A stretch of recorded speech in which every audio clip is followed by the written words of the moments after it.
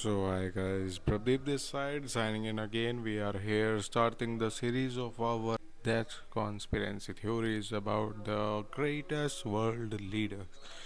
ये हमारे चैनल की अभी फर्स्ट सीरीज रहने वाली है जिसमें हम डिकोड करेंगे all the conspiracy theories related to science, the history, the world war and other things जो भी पीछे पास्ट में हिस्ट्री में हुआ है जो कि वर्ल्ड से उतना हिडन है जितना नहीं होना चाहिए। आज की हमारी स्टोरी काफ़ी पुरानी है, अराउंड 1945 की है। It is about the Hitler's death, the Führer of the 1945 or we can say during the time of World War II। एक ऐसा सोल्जर्स जो अपने बचपन के टाइम पे लड़ाई लड़ा तो था पर जीता नहीं था। मरते मरते भी एक बार बच गया, पर जिसने सामने से बच्चा समझ के बख्शा था उसको क्या पता था कि कल को वो द लॉर्ड फ्यूरर बनने वाले हैं। खैर, कॉन्स्पिरेंसी थ्योरी शुरू होती है 1945 में। तो भाई जो फ्यूरर थे, अभी हम फ्यूरर बुलाएंगे उनको, तो जो फ्यूरर थे उन्होंने लास्टली थर्ड रिच का ऑर्डर दिया था जो कि द बैटल ऑफ बर्लिन थी, जो कि लास्ट बैटल होने वाली थी बर्लिन को, यानी कि जर्मनी की उस टाइम की राजधानी को, और वीकेंड से आज भी वही राजधानी है, उसको रेड आर्मी के हमले से बचाने के लिए। रेड आर्मी जो कि Soviet union, USSR, United Soviet socialist Republic, जिसके उस टाइम के लीडर थे स्टालिन, जिनका अलग ही एक खौफ था। बट जर्मनी की हार के बाद जो उनकी मॉस्को को कैप्चर करने का सपना था उसको टूटने के बाद जब फाइनली ये चीज़ आके पता चली जर्मनी के अंदर कि जर्मनी हारने वाला है, तो जो फ्यूरर थे उन्होंने अपना कोशिश करी पूरी लड़ाई लड़ने की। उन्होंने थर्ड रिच का एक प्लान बनाया जिसमें उनका पूरा प्लान था कि किसी तरह बर्लिन बच जाए ताकि वो और उनके जो मेन लीडर्स थे, कमांडर्स थे, वो सेफली वहाँ रह सकें या वहाँ से एस्केप कर जाएं।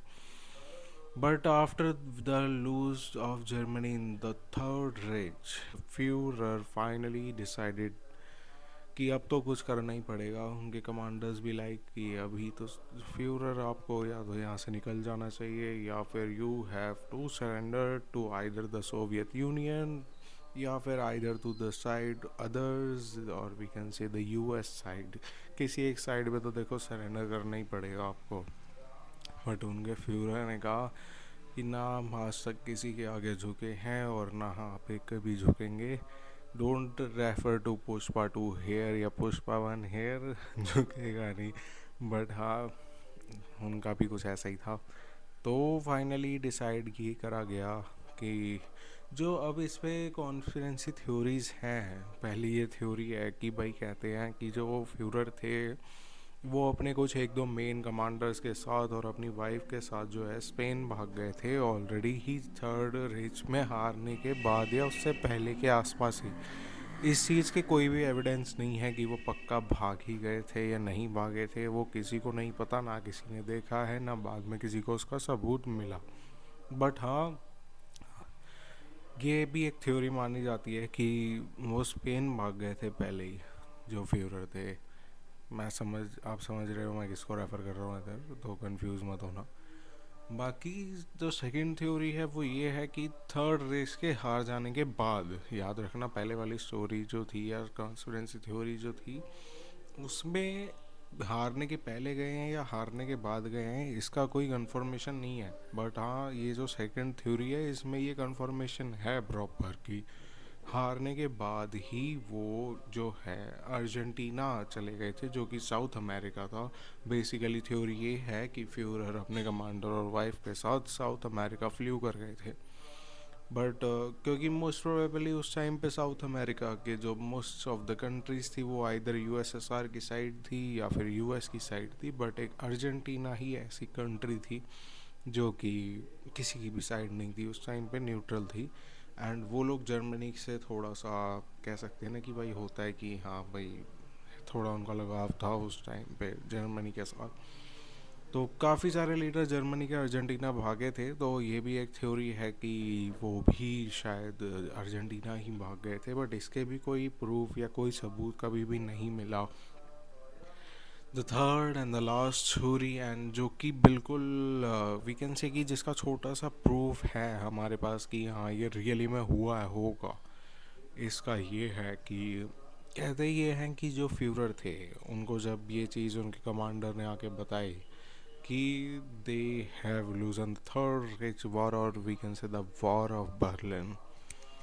सो जब उनको ये चीज़ पता चली कि अब फाइनली बर्लिन भी उनके हाथ से जा चुका है, एंड अब वो पूरी तरह हार चुके हैं, चारों तरफ से उनको घेर लिया गया है by the US, by the UK, by the France and by the Red Army of course.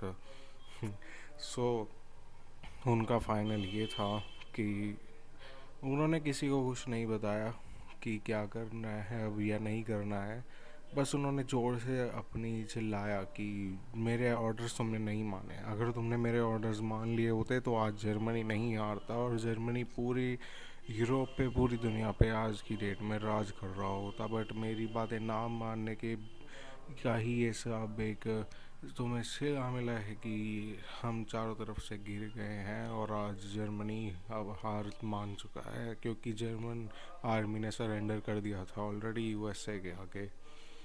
क्योंकि ऑफ कोर्स वो लोग जो है रेड आर्मी के आगे इसलिए सरेंडर नहीं करना चाहते थे क्योंकि रेड आर्मी उनसे एक अलग ही खुंदस खाई बैठी हुई थी, क्योंकि भाई जर्मन जो थे उन्होंने भी काफ़ी बुरा करा था जब उन्होंने सोवियत यूनियन पे अटैक करा था। They were only 14 kilometre away from the Moscow, जो कि उस टाइम पे भी राजधानी थी यूएसएसआर की या सोवियत यूनियन की, जो कि आज के टाइम पे रशिया की भी राजधानी है मॉस्को।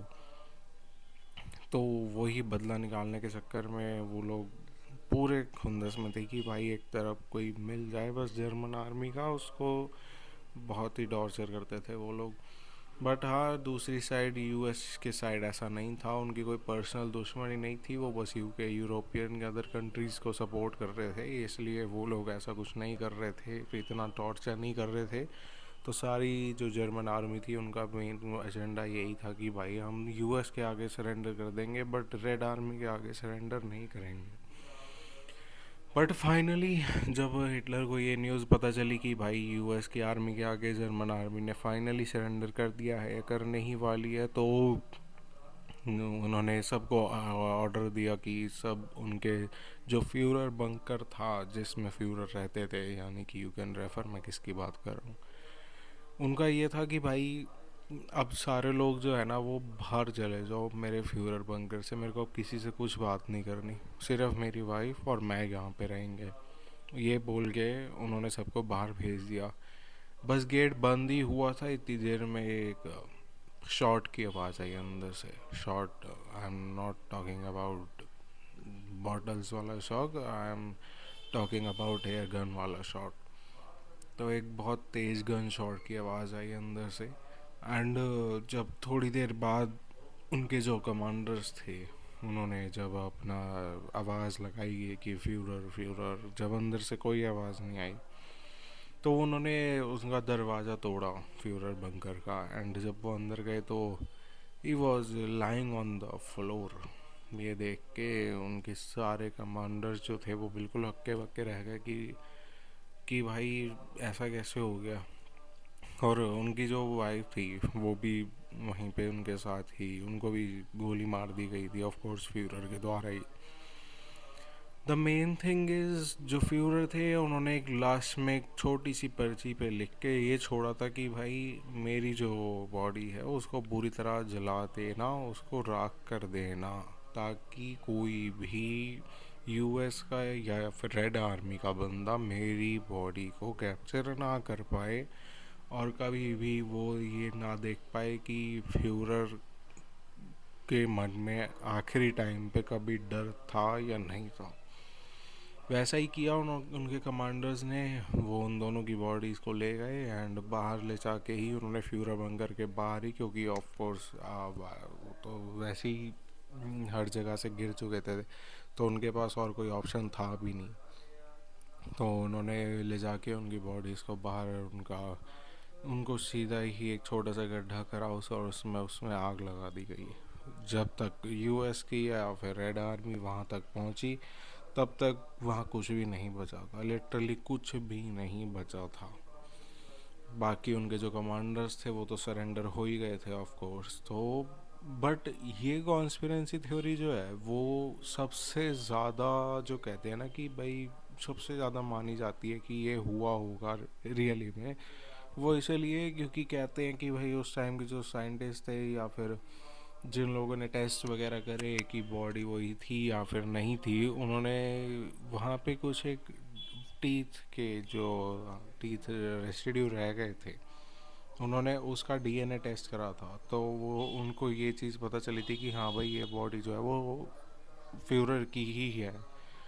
तो ये कॉन्स्पिरेंसी थ्योरी इसीलिए मानी जाती है बस कि भाई कहते हैं कि हाँ भाई मिला था वो दांत का टुकड़ा, तो वो मतलब कहते हैं कि हाँ उसका मैच कर रहा था डीएनए की वो फ्यूरर का ही था।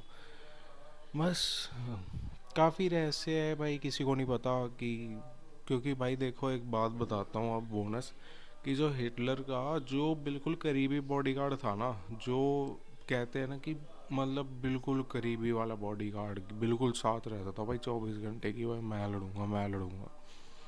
तो भाई वो जो बॉडीगार्ड था वो 2013 तक अर्जेंटीना में रह रहा था। जब 93 ईयर्स की एज का वो बंदा हो गया ना तब वो बाहर आया और उसने बताया, उसने पिक्चर्स वगैरह दिखाई कि मैं बॉडीगार्ड था भाई फ्यूरर का, बिल्कुल मेन वाला जो बॉडीगार्ड जैसे होता है वो।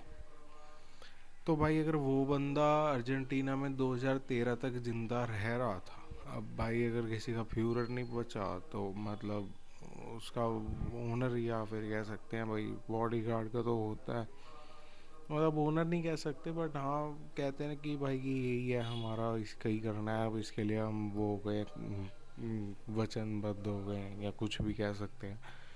तो भाई वो बंदा अगर 2013 तक अर्जेंटीना में था तो इससे ये भी तो एक थ्योरी निकलती है कि क्या पता फ्यूरर भी अर्जेंटीना में ही हो। जब 93 इयर्स की एज तक वो लाइव था, क्या पता उससे 1-2 साल पहले तक फ्यूरर भी अलाइव हो। Nobody knows the reality, nobody knows what actually happened, but the thing is जो कि सबसे एक कह सकते हैं ना कि अचंभे वाली बात है कि भाई फ्यूरर कोई देख ही नहीं पाया भाई, किसी को देखने का मिला ही नहीं भाई कि ये बंदा गया कहाँ। चाहे वो उसको जला दिया गया, चाहे वो अर्जेंटीना गया या वो स्पेन गया, पर मिला नहीं भाई किसी को कि बंदा गया कहाँ, इसकी बॉडी गई कहाँ, ये कहाँ पे है, कहाँ रह रहा है, क्या कर रहा है, किसी को कुछ नहीं पता चला भाई।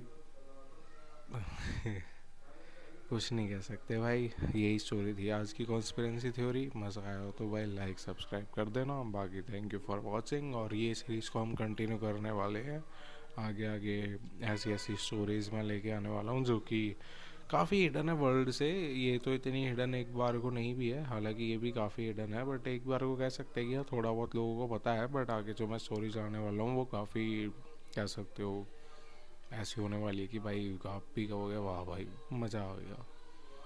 सो इसी के साथ एंड करते हैं। This side Pradeep signing off, thank you for watching.